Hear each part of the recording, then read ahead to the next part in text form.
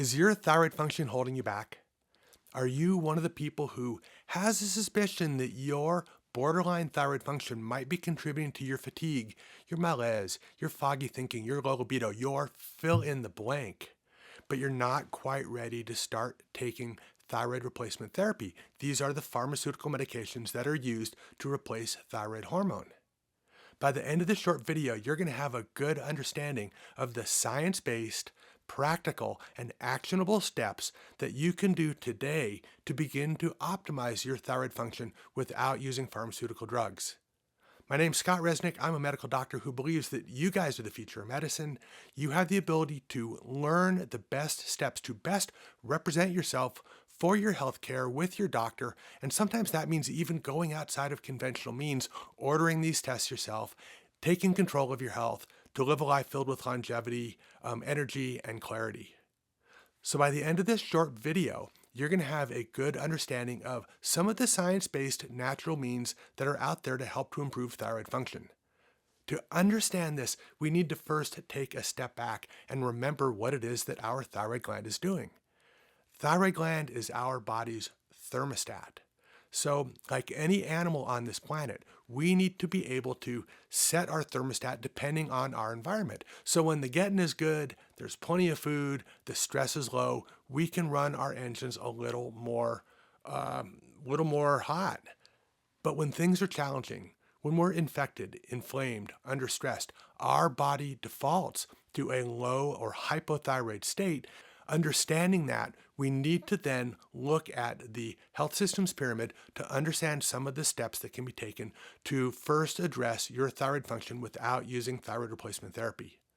Step one is understand that our body needs certain minerals and nutrients to make thyroid hormone. We need tyrosine, which is an amino acid, but don't worry about that. This is not an essential amino acid, which means that your body can basically manufacture it from scratch. We need iodine, and this is important to consider because there are so many different places around the world where people are actually iodine deficient. One possibility could be that you don't eat enough seafood or seaweed. Another could be that you live in the breadbasket, the central United States, because remember, we're not putting iodine in our salt these days, and a number of people are walking around with low iodine stores. Now, how do you replace iodine? You don't want to take large doses of iodine. So if you are going to work on replacing your iodine stores, you don't want to be taking more than 800 micrograms to 1 milligram daily. The other important nutrient is selenium. And like iodine, there are several places around the country where our food stores are deficient in this important mineral, particularly in the northeastern section of the United States. The final important nutrient that is required to make thyroid hormone is iron, and iron follows the Goldilocks principle, meaning that you don't want too much and you don't want too little either. So be sure to know what your iron levels are. Check that with a total iron panel and something known as a ferritin, and I've made other videos to help you to understand how to interpret these tests. So that's a good start, is to think about your nutritional status. The next thing that you can consider to get your thyroid hormone on track is to consider your stress level.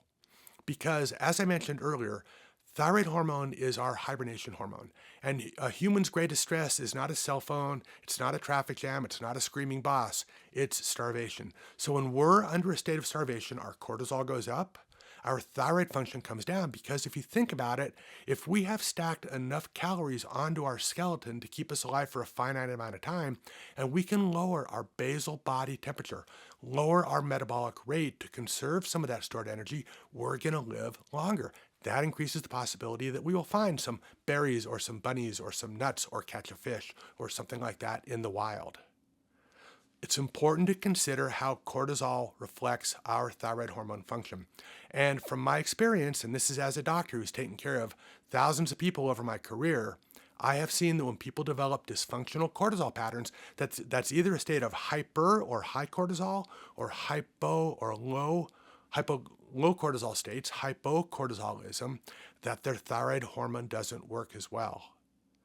So one of the most important supplements that you can use when it comes to optimizing your thyroid function is to get on a good adaptogenic herb. And I mean, get on this, use it consistently, make sure that you're on a really good product that's going to help to temporize some of this adrenal functioning, which is at the end of the day, driving down your thyroid function. What are some of my recommendations? I personally think ashwagandha is one of the best adaptogenic herbs that's out there and has the most amount of research. I think rhodiola might be beneficial, particularly if you are suffering from some fatigue and you're dragging through the course of the day. This seems to be a somewhat more energizing herb. Another valuable adaptogenic herb is cordyceps, which has had a good amount of study as well. This is an adaptogenic fungus, which is actually pretty cool. And there are some of the calming things that you guys know about. I mean, chamomile and peppermint and deep breathing and relaxation. All these things are steps that you can take to help to optimize your thyroid function. Remember, we're trying to do this naturally without having to use thyroid hormone replacement therapy. The last thing that I recommend in this non-pharmaceutical approach to improving thyroid health is to give yourself a finite timeline to make some measurements beforehand and then wait and see if your interventions have helped.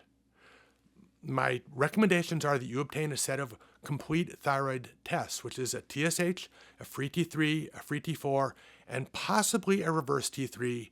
And at some point in your adult life, you need to have a TPO and a TG measured. These are antibodies against Hashimoto's.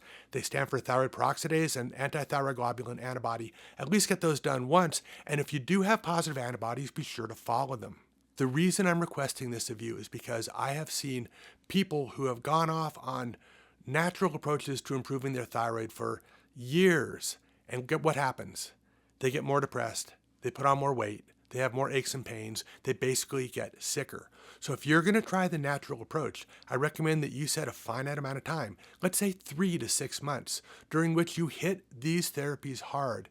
Stay on the supplements, stay on your mind-body programs, stay on your adaptogenic herbs, work on cleaning up your diet, bringing down your inflammatory markers. At the end of 6 months, if you haven't noticed any change in your thyroid hormone, or God forbid, if your thyroid hormone markers are getting worse, this might be a time to initiate thyroid replacement therapy. And I will go into all that stuff in subsequent videos. As always, this is YouTube, so be sure to like, comment, subscribe. The best thing you can do is to share these videos with your friends.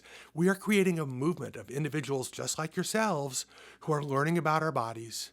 We're learning to take the steps to optimize our health when mainstream medicine has basically fallen on its face. All right, once again, I'm making these videos for you guys, and as always, in health, I will see you in another video.